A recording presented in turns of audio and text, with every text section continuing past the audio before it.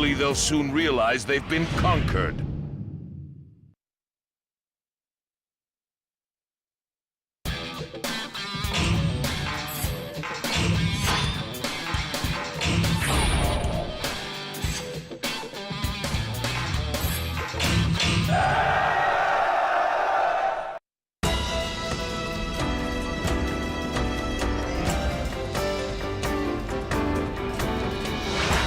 Entertain our enemy. We own all. The earth trembles at every stomp of the Minotaur.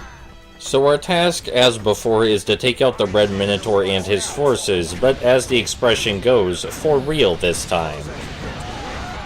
Just as previously, we're going to be removing every single red dot off the map, but there are a lot of red dots this time, not to mention they're so far spread out. Thankfully, hitting all these enemies doesn't really get old. Oh, you just saw right there, I got hit too many times while using the Lamenting Souls buff, and the souls rebelled and attacked me. Thankfully, our health was regained rather quickly.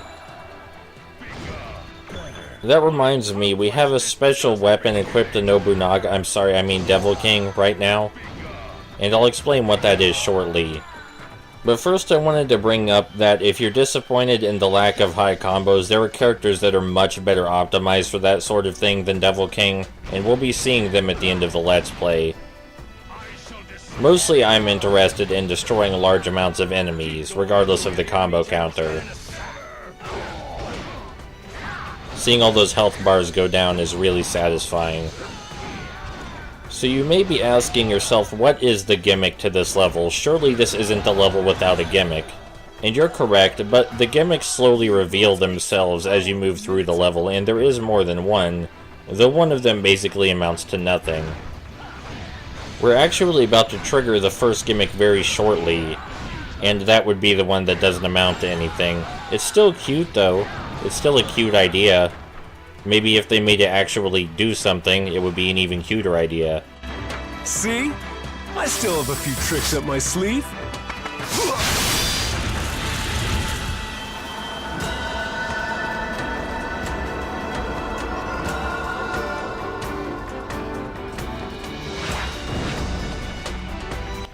This bridge can be a bit of a hassle because, you know, different levels of elevation and all that, so we're just going to use our Basara, or rather Fury attack, to take everyone out really quickly. Now we don't have to worry about the different levels of elevation. So as you saw, Talon just created a huge shroud of fog all across the map. What does this affect? Nothing. If you see something it affects, like maybe I missed something, let me know. But the map is unchanged and I can still see perfectly clearly. The fog seems to have not had any effect whatsoever on the gameplay. It's a cute idea, but thankfully it's not the level's only gimmick. Because if Talon's incredibly ineffective Fog of War were the only gimmick this level offered, then it would be an incredibly shallow level. So I mentioned a few minutes ago that we have a special weapon equipped to Devil King. You may notice that the handle of the weapon is glowing purple, and that's because the weapon we have equipped is a dark-type weapon. This means that when we hit enemies, it drains their health and adds it to our own health, but every attack that we do that doesn't hit an enemy drains our health instead. Dark-type weapons are incredibly useful when attacking large groups of enemies because you're generally going to gain back way more health than you lose. But if you're fighting a single enemy that, say, happens to dodge a whole lot, then you might be in trouble. If you ever notice the souls around us spontaneously disappearing, like they did just there, that's because I deactivated the buff. I already mentioned that you can deactivate it at any time, but if you thought there was some special animation for it or anything, no, the souls just disappear when you deactivate it. That's not a glitch or anything. I love how that commander was all hyped up and doing his special move, and I just shot him once with my shotgun, and it completely interrupted his special move, and he just flailed around helplessly. You know, maybe that's why people didn't like Nobunaga. They were doing their special move, they were all glowing like an anime character and flailing around, they were ready to wreck some shit, and then Nobunaga just walked up and shot him with a shotgun. Maybe that's why he was so disliked. Hell yeah, we completely annihilated that guard captain and that enemy spawn point with a single combo. That felt good. We're gonna have to backtrack to get rid of those red dots back there. Of course, we could just ignore those red dots entirely and head straight for Talon and then for Red Minotaur. But we're gonna get rid of all the red dots, goddammit. I'm still racking my brain trying to think of what this fog is supposed to do. I mean, I shouldn't be thinking so much about it. I'm pretty sure Capcom thought less about it than I am right now. If the fog does actually do something, and the fog is bothering you in some way, it is possible to dispel the fog by getting rid of Talon at your earliest convenience. But I don't know what it does. But if you wanted to get rid of it really quickly, you could just take out Talon as soon as he creates the fog, and then it would disappear.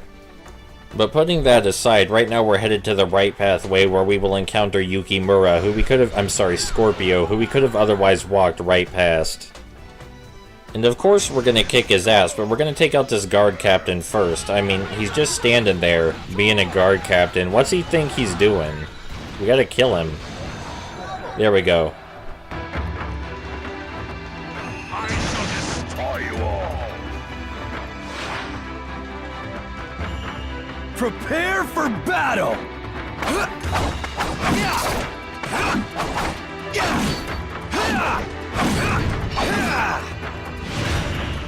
Bring it on! You're nothing I can't handle! I don't have much to say about Scorpio that I haven't already said, but I would like to point out that his introduction is great. I mean, all the introductions to all the characters are great, but Scorpio's in particular is great, especially if you were in Japan and played Sengoku Basara immediately after playing Sengoku Musou, or Samurai Warriors in America. If you played Samurai Warriors and you're familiar with Yukimura in Samurai Warriors, you know that he carries a single spear. When you first encounter Scorpio, you see him with a single spear, and he's swinging it around, and then he grabs a second spear off the ground, spontaneously while he's moving toward you. It's a great little visual touch that shows the difference between Sengoku Basara and Samurai Warriors. Samurai Warriors has some point at which it says, okay, that's enough crazy. Sengoku Basara doesn't have that restraint. There's never enough over the top in Sengoku Basara. If you're gonna have a man flailing around with a spear, Sengoku Basara says, make it 2 spears. And also, if you could make the tips of the spears resemble a cartoonish flame and catch the spears on fire, that's good too. All of those things are ideal. I have failed you, my lord.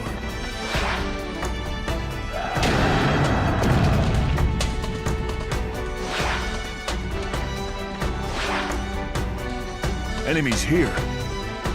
I must report this to my master.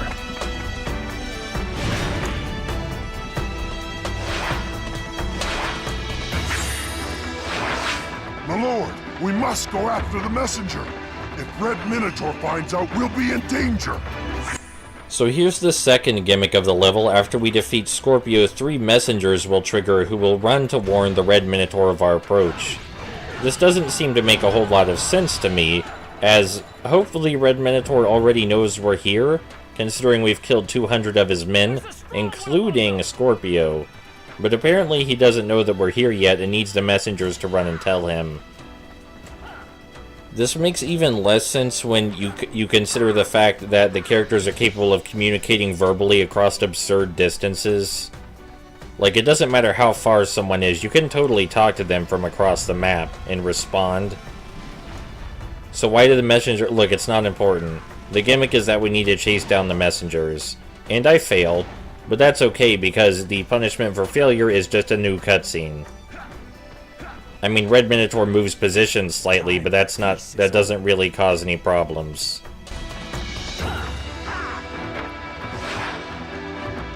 My lord! I see enemies approaching! Then we should prepare at once to receive our honored guest.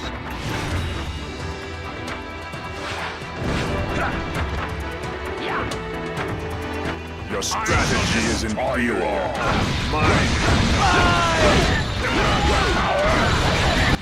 I As far as banter is concerned, I think your strategy is inferior and mine is not, is the height of banter. I don't think you can get any better than that. If we were to create a guide on min-maxing banter, that's the way to go. So all that changes when the messengers warn Red Minotaur is that Red Minotaur switches positions.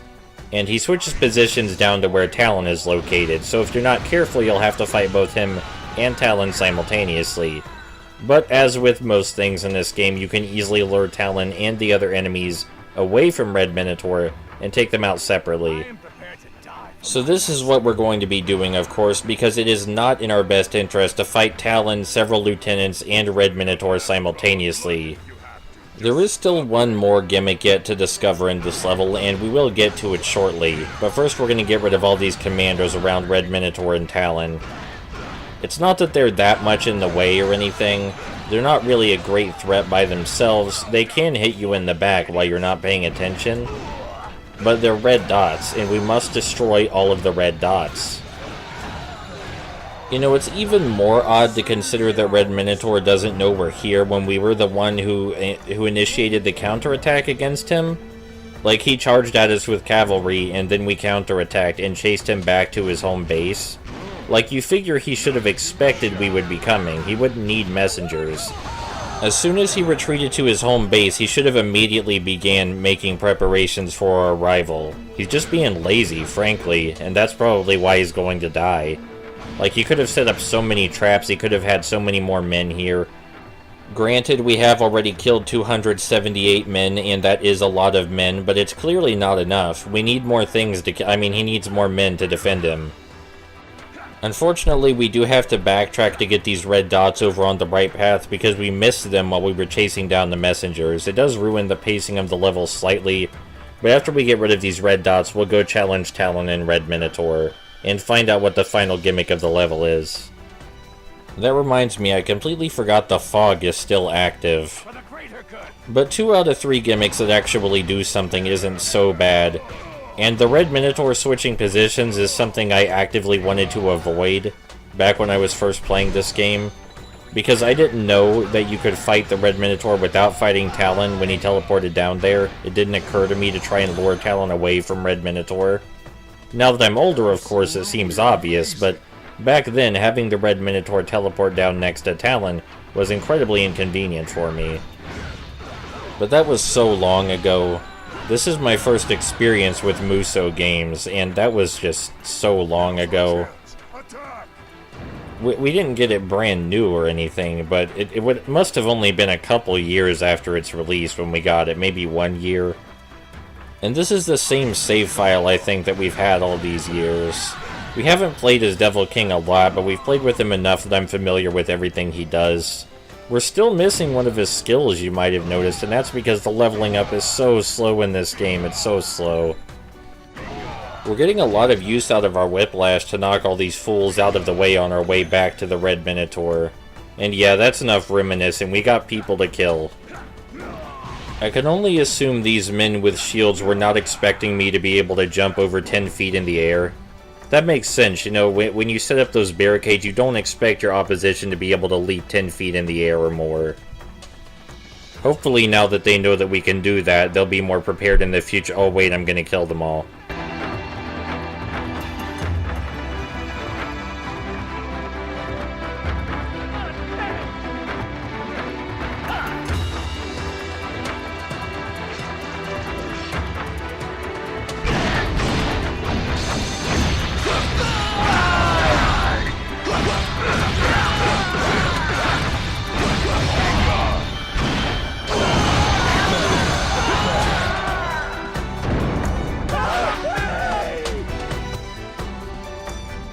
What did you expect from a ninja?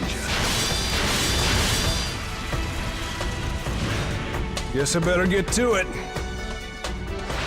Go to it. Vermin!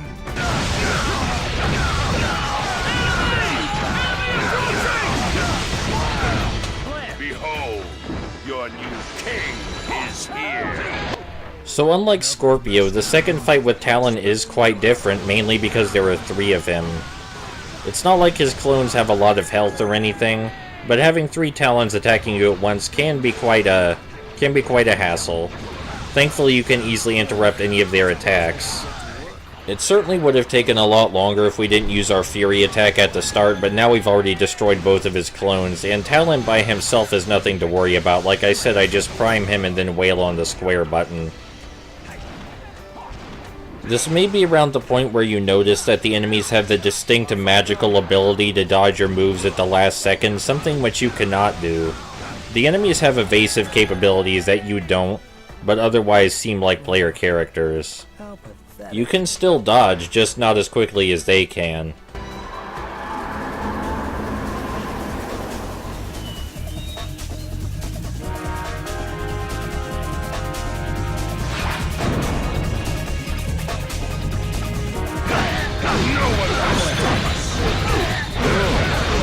Not too shabby.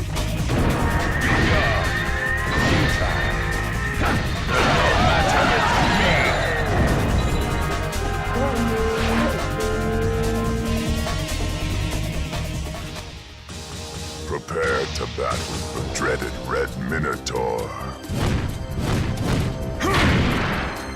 Today is not your lucky day, is it? I'm too much for you to handle. Just as before, our attacks are faster than Red Minotaurs, so just as before, we're just going to wail on him until he decides to stop blocking. The difference is that this time he has special moves that he actually decides to use. For some reason in the previous battle he seems opposed to using them. And he'll use one of the special moves right now, where he spontaneously becomes a tornado. You can knock him out of the tornado with Devil King's priming attack relatively easily, but if you're already close to him, you're probably going to get hit by it. It's not like it deals that much damage to us, but keep in mind we're reasonably beefed up. If you were just starting the game at a low level and you were fighting Red Minotaur here, it might be a little irritating. You'd be running around the level searching for health pickups. Even after you ran out of health pickups, though, it's not like you would lose.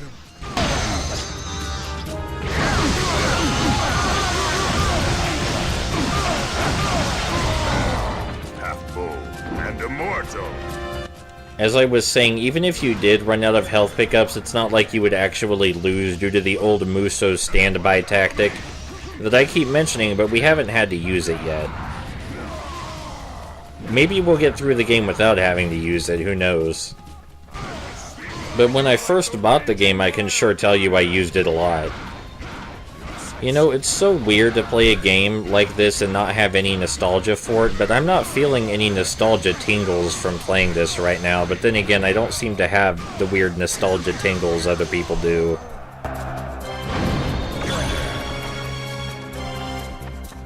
Look, Scorpio. The throne. We did it.